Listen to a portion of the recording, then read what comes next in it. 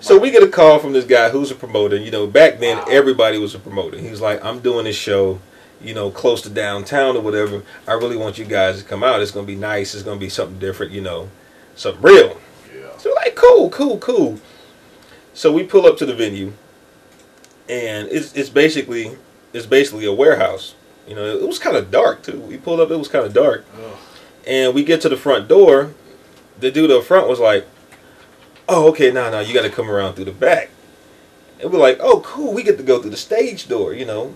We get behind the building, and there's like a light set up and a table with a turntable on top of it behind the warehouse. In the grass. And the grass has not been cut for a while. We talking months. It was like weeds. Okay, it wasn't even grass, it was weeds. It was a small forest. And there was like 5 or 6 people standing out there. And we're like, okay, what's up? When we going inside? And they were like, nah, this is the show. In a field, behind a warehouse, in the dark. Oh. But you know what? Oh. We ripped that shit! Oh, Lord. What is that called? I have no clue. But you know it looked like. What does it look like? This is wow. What is that's Yabba.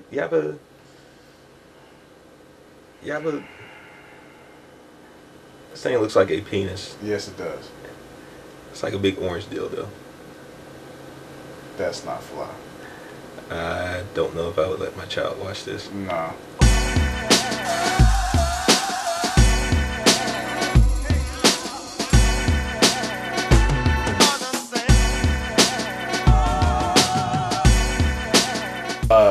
I mean, we've been knowing each other basically since high school, since back in the day.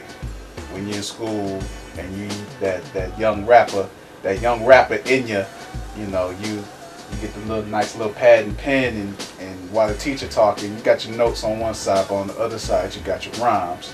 And as an MC, I could tell who's actually taking notes in class and who's actually writing rhymes. And this cat here, I noticed that he doing something else over there. So what you doing? Writing some raps. Oh, what you doing? Writing some raps. Next thing you know, start spitting at each other. From there on, man, it kind of grew. And then one day we had an opportunity to enter a contest. I asked him if he wanted to jump on board. He did. We actually came with second place. Yeah, we got robbed out of first. Yeah, got robbed out of first. First place was whack, but she was singing like a gospel song or something, so they couldn't boo her. Yeah, so we got ganked on that. Then on top of that, we got a trophy. Got ganked for the trophy. What happened to our trophy? Yeah, she tried to take the trophy home. Oh, the manager? Yeah, we had a manager, and you know, we on stage ripping it, but yet still she wanted to take the trophy home. She did absolutely no work, but yeah, she wanted to take the trophy home. So. And it was a cheap trophy too. Yeah, it was. It's like one of them drag racing trophies that you had back in the day. It's like, I think it was a bowling trophy or something too. She wanted to take it home. What happened to it? Did we let her make it with it? I mean, I probably wouldn't have wanted it now, even if. Dog. I ever tell you about her brother? This was. Oh, where were we at? This was when it was a convention. It was a musical convention. I actually had the Black Album 12 inches. And you know, I only had a few, so I'm trying to pass them out selectively. I run into the cat, and I'm like, dang, that's old girl's brother. That's our manager's brother. Dog.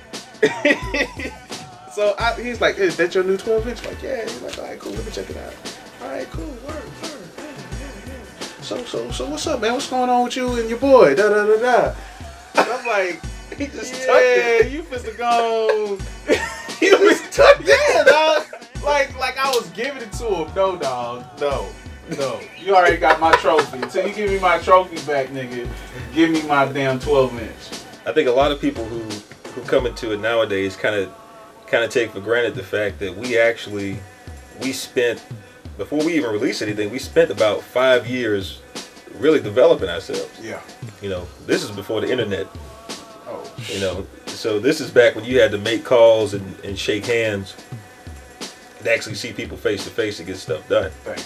We have volumes and volumes of songs that we recorded, which, you know, you may never hear. You'll probably never hear. You know, just, I mean, thank God you probably don't want to hear it, but the whole point is, I think that we decided to pretty much be open to anything. I think when you're dealing with a lot of groups, they pretty much feel like this is us, and we structured in this, and as they get older, their minds change, they decide to do other things, and they feel like that's not them anymore. But we actually changed with the times, we grew, and our music grew. Don't be afraid to try things. I think that was the biggest thing that's one of the things that we still battle to this day, because you're always going to have people that come at you and say, you know, why are you going to try that? Why are you going to try to do this? You know what? Shit, try it. Most of the songs that people like from us came from us just trying something. Yep. And it just happened to work out that way. Now this one is stepping into dangerous territory. There's a rumor going around that bad things happen when you perform in Prague. You know, some people know that the first year that we went, that Yeah, you gotta show it. Show it. Now if I show it, if I show that one, I gotta show the other one too. Show it. Yeah, I don't care. Okay. I don't care. All At right. this point, it's all good. It is what it is. All the details are still kind of sketchy to me. But the first year that we went, you know, the venue itself was kind of dark. You know, the crowd was nice, but the venue was a little bit dark. Okay, but it happened so fast. So we're on stage performing, and I'm moving closer and closer to the edge of the stage. You know, trying to connect with the crowd like we always do. Mm-hmm. Something happens, and the floor just moves away from me. And next thing I know, I'm standing on the floor. But you know, it was funny because Mike got a good laugh out of it while we were on stage. You know, we had to kind of pause the show.